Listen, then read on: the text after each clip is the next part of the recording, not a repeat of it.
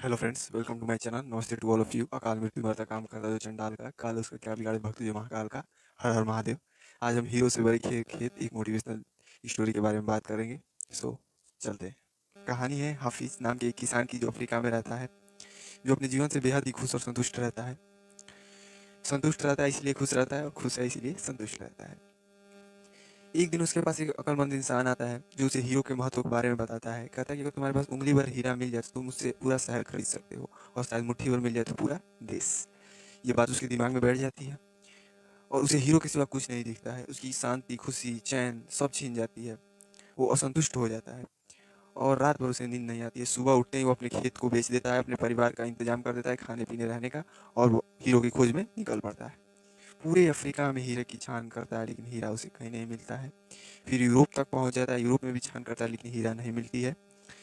Spain पहुंचते पहुंचते उसके आर्थिक, मेंटल और फिजिकल रूप से वो खत्म हो जाता है। एकदम मतलब एकदम असहाय कह सकते हैं, असहाय हो जाता है, और वो बार्सिलोना नदी में कूद कर अपनी जान दे देता है, सुसाइड कर लेता है। इधर जिससे उसने अपना खेत बेचा था, वो एक दिन अपने ऊँटों को, खेत की एक ओर अपने ऊँटों को पानी पिला रहा था। सूर्य का प्रकाश एक ओर उसके खेत के नाले की एक ओर पड़ा। वहाँ कुछ उसे चमका, और चमका एकदम इंद्रधनुष के समान। जब उसने उसे देखा तो उसे एक पत्थर था वहाँ पे, चमकता हुआ पत्थर। उसने सोचा कि ये मेरे बैठक का काम करेगा, ले आकर उसने अपने बैठक में उसे लगा दिया।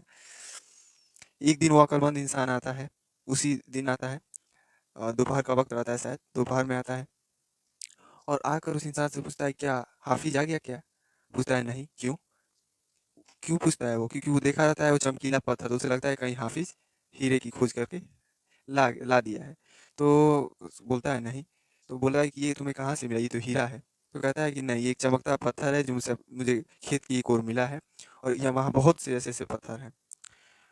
और जब वो जाता है, वो अक्लमंद इंसान, वो तो पहचान लेता है कि ये हीरा है, और जाके साइड में देखता है, वहाँ वैसे बहुत से पत्थर पड़े होते हैं, जो कि हीरे के होते हैं, जो हीरे होते हैं। उसे जांच परखने के लिए भेजा जाता है, और वो हीरा निकलता है।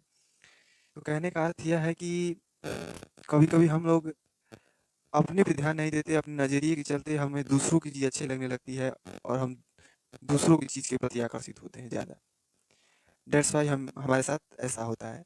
अगर उसने अपनी खेत की बढ़िया से जानकारी ली होती, हमारे खेत में क्या क्या है, या उस वहीं ढूंढा होता, तो शायद उसे सुसाइड नहीं करना पड़ता, उसके परिवार को इतना कष्ट नहीं होता।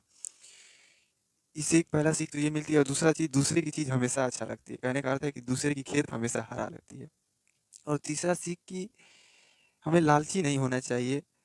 प्लस में हमें दूसरों के किसी बात को कहे जाने पर तुरंत उस पे एक्शन नहीं लेना चाहिए, फिर सोचना समझना चाहिए, उसके बाद एक्शन लेना चाहिए। ठीक है, तीसरा चीज़ ये है हमारा। और आप भी बताइए कि आप इसे, इस कहानी से क्या सीख लेते हैं, और इस कहानी को कमेंट सेक्शन में बताइए कैसा लगा कहानी। अगर 1% भी आपने इससे कुछ सीखा हो तो प्लीज़ सब्सक्राइब, लाइक और शेयर करना बिल्कुल ना भूलें, क्योंकि ये कहानी बहुत इंटरेस्टिंग है, और हर रोज़ ऐसे ही कहानी मैं लाता रहूँगा। So please subscribe and like, if you like then subscribe and share.